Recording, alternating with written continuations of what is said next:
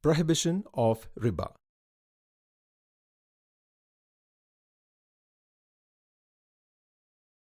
Prohibition of Reba is the first Sharia principle that Azim would check for compliance, for it is this norm that is central to Islamic financial ethics and law. In the literal sense of the word, Riba means an increase. In the context of a loan or a debt, Riba is perceived to be the interest paid on the loan or debt.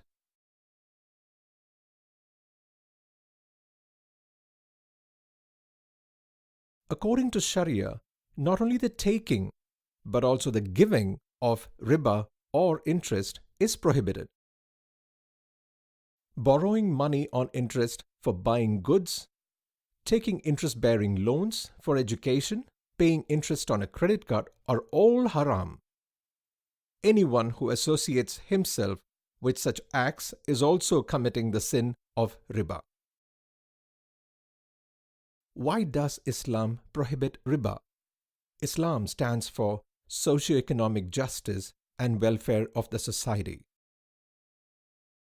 In an interest-based economy, the poor borrow money from the rich, making the rich richer. This leads to exploitation of the poor, gross inequalities of income, and concentration of money in the hands of a few. At a macro level, interest contributes to creation of money out of thin air and inflation. Rising interest rates increase the cost of production, which in turn increase the price of goods. This leads to inflation in the economy, thereby increasing the suffering of the poor. In short, a domino effect. Prohibition of interest prevents Islamic banks from getting any returns or profit. However, Islamic financial institutions need to make profit for their survival. So instead of lending money, the Islamic bank purchases goods and sells or leases them to people to make a profit or get a return on its investment.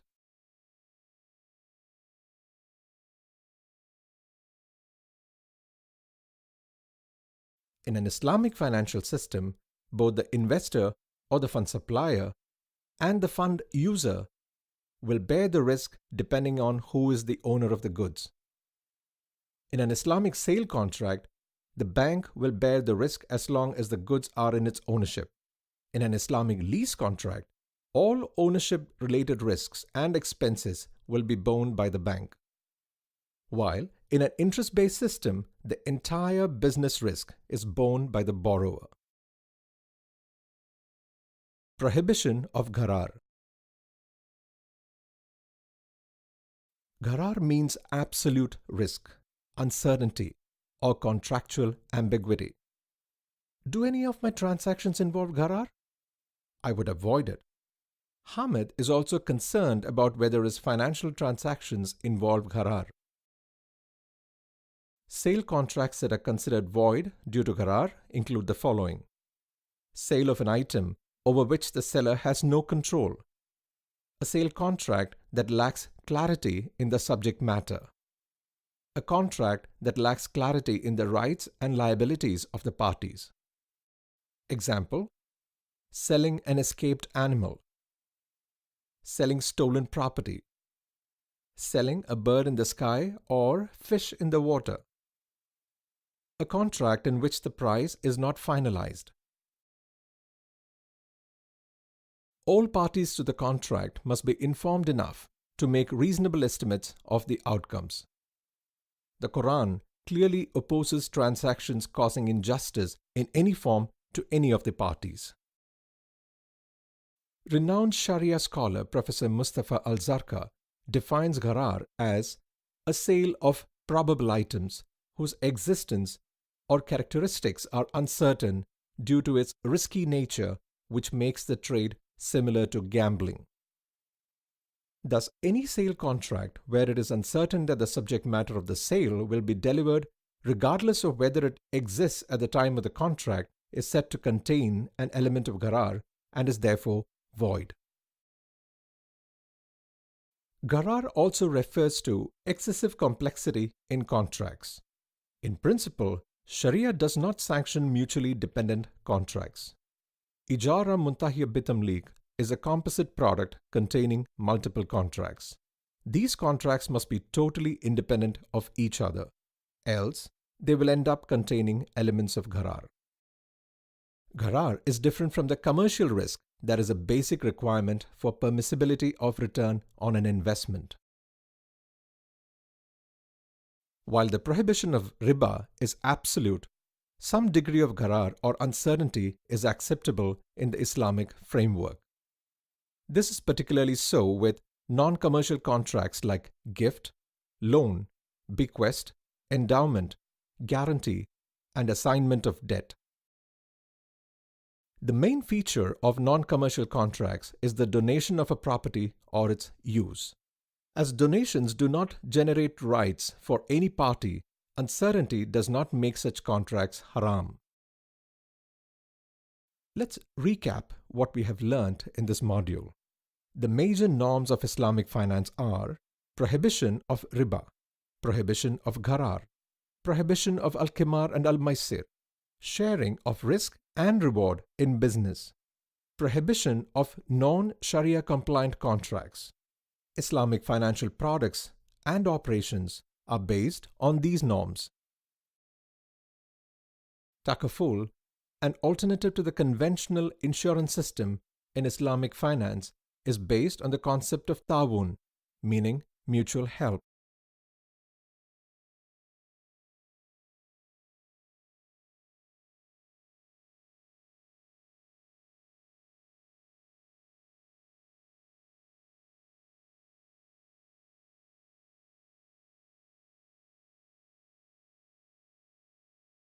Binding and non-binding contracts. Sale or baya and lease or ijara are binding contracts. Partnerships and agencies are non-binding contracts. Let's understand the nature of such contracts. Binding contracts. After a sale is executed, none of the parties involved can cancel or amend it unilaterally. This is irrespective of upward or downward movement in prices. If prices increase during the year, Rashid cannot ask for a higher price or cancel the sale. And if prices fall, Hamid cannot back out to avoid the loss. Similarly, an ijara or lease cannot be terminated before the agreed time without the mutual consent of both the parties. Since partnerships and agencies are non-binding contracts, any of the partners can exit from the partnership with prior notice to the other parties. Even non-binding contracts can be made binding with mutual consent. For example, the partners in a business can mutually agree that for continuity of the business, no partner will terminate the partnership within 2 years. Valid, invalid, and voidable sale contracts.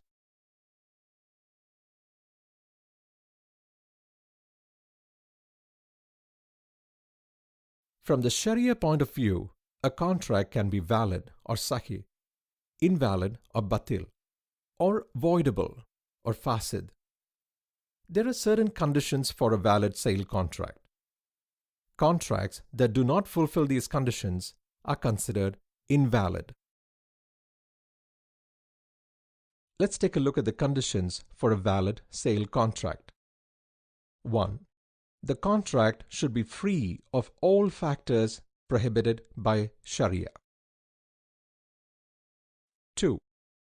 The parties involved in the contract must be mature and sane. 3. There must be an offer and an acceptance.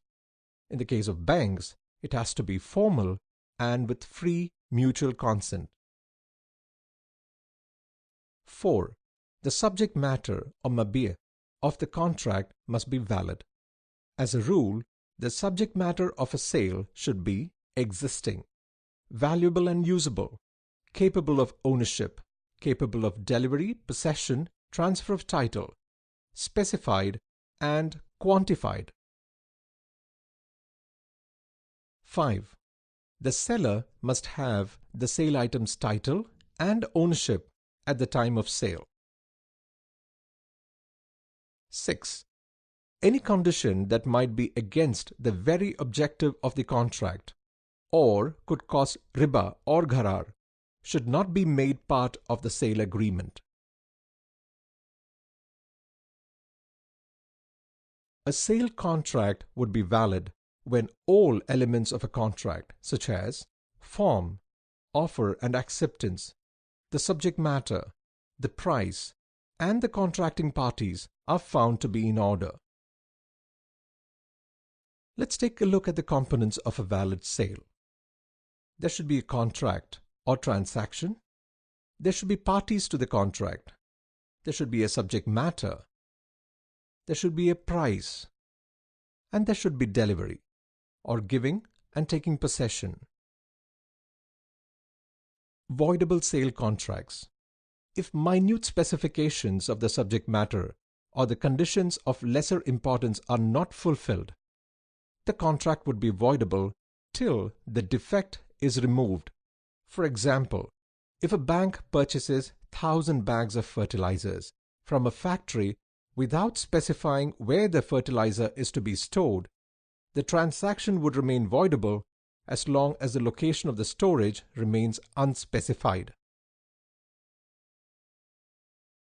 Conditions in a sale contract like, I will sell you my car provided Rahman sells me his car, or you sell me your house provided I give you a loan. These create gharar and make the contract invalid. Some other invalid sale transactions. Sale of debt for another debt. Debt cannot be exchanged for debt except at par as a general rule.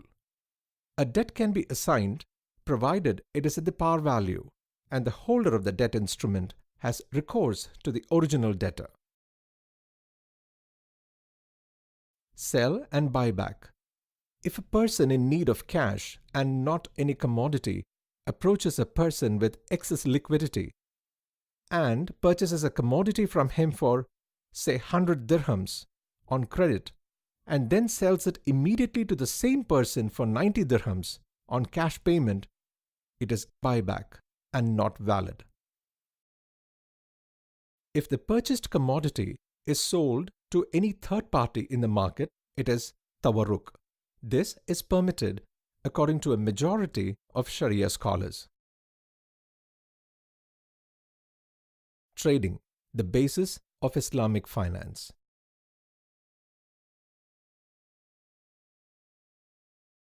At the Islamic Bank, very soon Kabir grasps the fundamentals of the Islamic financial system.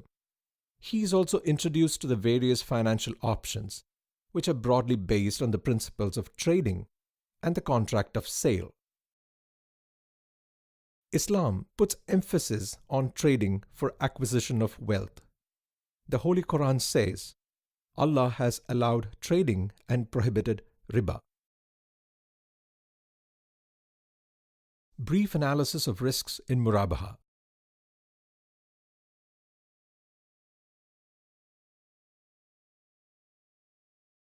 There are many risks for Islamic banks in murabaha. Imagine what will happen if the price of the car changes before sale to the client. Any damage to the car before it is actually sold to the client is also the bank's responsibility. These risks will increase the longer the car remains in the ownership of the bank. Without even knowing you, we run the risk of your failure to pay on time or default, the late payment risk. The late payment penalty does not become a part of the bank's income. It has to be given to charity. Murabaha is a fixed return type of finance and is exposed to return rate risks. If the bank sells the car for a credit period of 5 years, it cannot increase the price even if the general prices or the profit level in the market or the benchmark in the banking sector rises. As against this, in interest-based banks, the rate and the amount payable by the client goes on increasing with the market rates. Some related issues.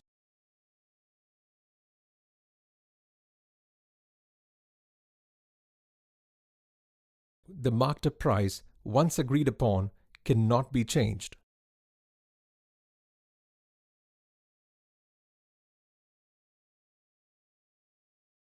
This is a sale, and once the deal is finalized, the ownership of the sold goods and the risks and the rewards associated with it gets transferred to the buyer.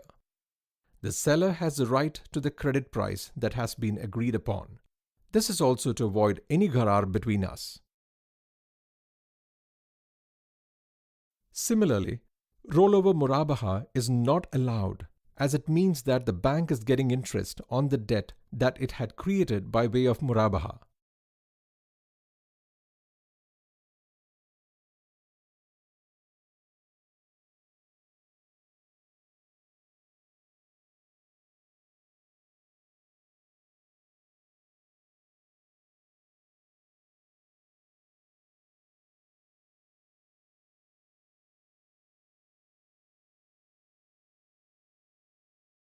Murabaha cannot be used for paying bills.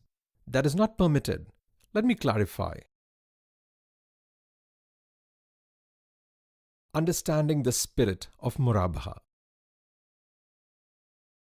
Many financial institutions commit mistakes in interpreting the spirit of murabaha. The most common mistake is using murabaha for all types of transactions and financing. Murabaha can only be used where there is a tangible item intended to be purchased by the buyer. For example, a factory can avail murabaha to purchase raw material like yarn, but cannot get money to pay salaries or electricity bills. Another mistake often committed is when a bank sells an item before it is actually acquired from the supplier. Murabaha financing cannot be implemented on items that are already purchased by their clients from the vendor. If the bank purchases the item from the client, then it is a buyback scheme, which is not permitted by Sharia. Another possible mistake is that the bank appoints the client as an agent to purchase the goods. The client purchases the goods as an agent and uses it without executing the actual murabaha sale. This sale is not valid.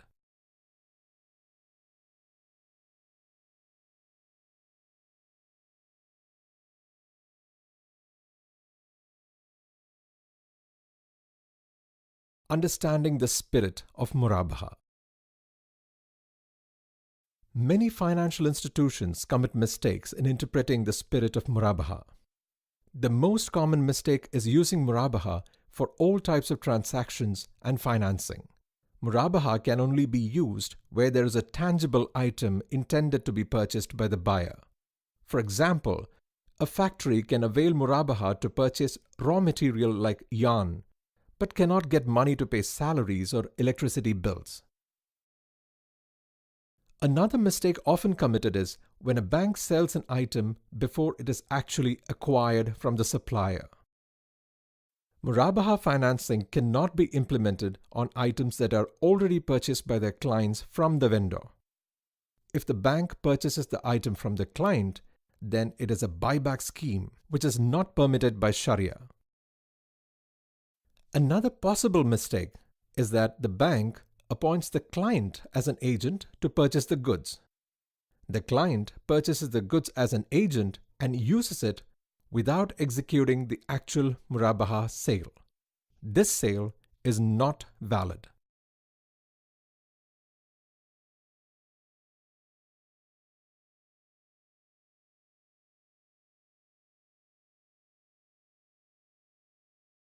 Repayment of a murabaha.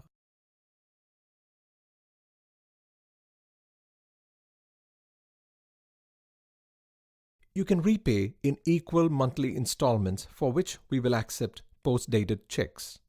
This is also called Bir Bitaman Ajil, which is a deferred payment sale at the duration and price agreed to by both parties and is payable in fixed installments.